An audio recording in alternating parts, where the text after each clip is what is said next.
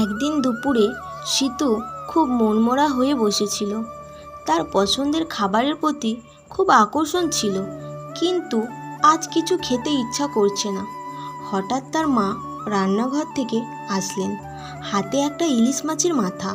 সীতু মায়ের হাতের দিকে এটা কি রান্না করতে যাচ্ছ? মা হেসে বললেন, তুই কি জানিস ইলিশ মাছের মাথা দিয়ে কি মজার কচু শাক রান্না হয়? আজকে তোকে ঠিক করে দেখাবো।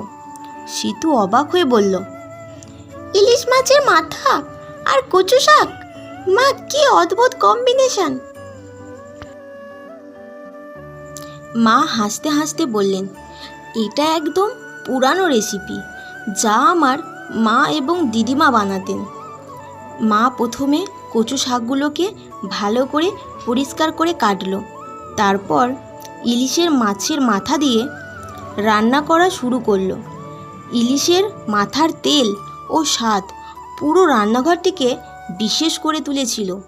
মায়ের হাতের জাদুতে খুশি হয়ে সীতু মায়ের পাশে দাঁড়িয়ে বলল, এটা তো একদম নতুন কিছু মা, এর স্বাদ কেমন হবে?